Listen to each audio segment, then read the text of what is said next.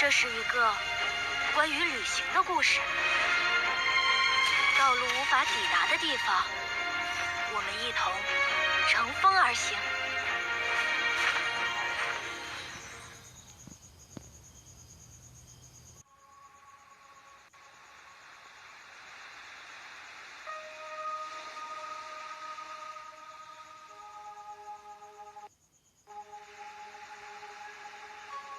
Usiku ulikuwa mtulivu kijijini Mwanza-Gongo, upepo mwanana ukipuliza taratibu juu ya mapaa ya nyumba za nyasi.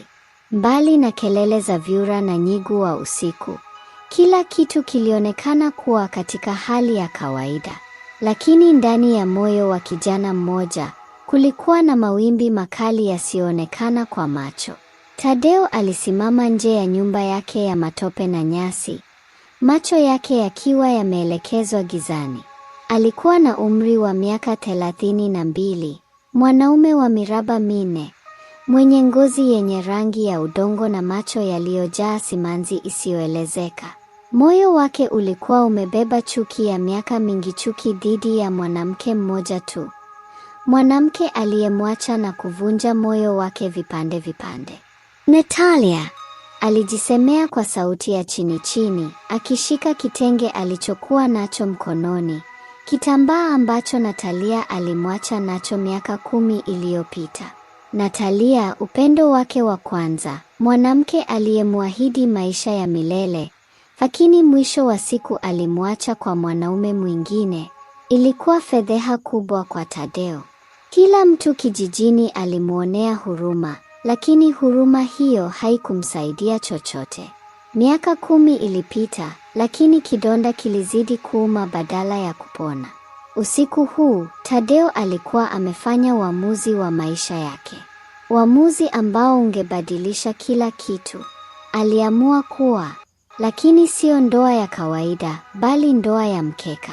Ndoa ambayo hufanyika kwa siri, haraka, na mara nyingi kwa sababu zisizokuwa za kawaida. Nitamua yeyote, bora tu Natalia Omi, aliwaza kwa hasira. Hakutaka mapenzi tena. Hakutaka kuamini moyo wake kwa mwanamke mwingine. Lakini alitaka Natalia ajue kwamba yeye pia anaweza kuendelea na maisha. Ndani ya muda mfupi, kupitia rafiki yake Jembe, alipata habari za mwanamke mmoja asiyejulikana vizuri, lakini aliyesemekana kuwa mzuri kupita maelezo. Mwanamke ambaye alihama kijiji cha jirani na kuja Mwanza-Gongo hivi karibuni. Jasmine. Hakuna aliyejua vizuri asili yake, lakini uzuri wake ulikuwa gumzo kijijini. Alikuwa na macho ya ajabu kama ya paka. Ngozi yake ilikuwa laini kama iliyonunuliwa sokoni, na harufu yake iliwafanya wanaume wengi kupoteza mwelekeo. Wanawake wengi walimuona kama mshindani hatari, lakini hakuna aliyethubutu kusema chochote. Tadeo hakufikiria mara mbili. Alimtafuta Jasmini kwa msaada wa Jembe, na ndani ya siku 2, ndoa yao ilifungwa. Ndoa ya mkeka, isiyo na harusi kubwa, wala taratibu za kawaida za kimila. Lakini hakujua kuwa Jasmini hakuwa mwanamke wa kawaida. Na hakujua kuwa ndoa yake ilikuwa mwanzo wa kifungo cha giza. Kifungo ambacho kingebadilisha maisha yake milele. Tadeo alimtazama Jasmini kwa macho yaliyojaa mshangao. Mwanamke huyu alikuwa tofauti. Alikuwa mzuri kupita maelezo, lakini kilichomchanganya zaidi ni vile alivyokubali haraka ombi lake la ndoa. Hakukuwa na maswali mengi, wala hakuonesha shaka kama wanawake wengine wa kijijini. Alionekana kana kwamba alikuwa anasubiri ombi hilo muda mrefu. Hivi kweli nimefanikiwa kumkomoa Natalia? Tadeo alijiuliza moyoni, huku macho yake yakiwa hayamwachi Jasmini. Walifunga ndoa usiku, kwa taratibu za kimya kimya kama ilivyo desturi ya ndoa za mkeka. Wazee wawili wa kijiji walihusika kama mashahidi, na harusi yao ilifanyika nyumbani kwa Tadeo, bila sherehe wala kelele. Usiku huo, Jasmini aliingia chumbani kwa Tadeo kwa mwendo wa taratibu. Kitenge cheupe kilikuwa kimemzunguka mwili wake, na nywele zake ndefu zilining'inia mgongoni kama maporomoko ya maji meusi. Harufu yake ilikuwa tofauti na harufu yoyote aliyowahi kuinusa.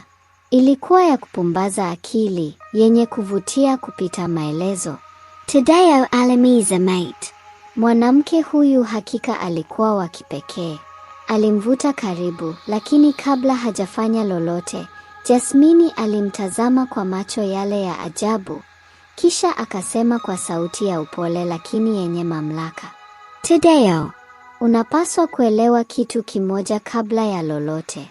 Ndoa yetu sio ya kawaida. Tadeo alishtuka. Unamaanisha nini? Aliuliza kwa sauti ya kushangaa. Jasmini alitabasamu kwa namna ya ajabu, kisha akasema, utajua tu, lakini si sasa. Tadeo alihisi mshtuko wa ajabu mwilini mwake, lakini kabla hajazungumza chochote, Jasmini alimpapasa uso wake kwa vidole vyake laini, na ghafla, macho yake yalifunga bila hiari. Usingizi mzito ulimvuta ndani ya giza lisiloeleweka. Tadeo alifumbua macho taratibu. Moyo wake ulikuwa ukidunda kwa kasi. Mwili wake ulikuwa mzito, kana kwamba alihamia katika dunia nyingine.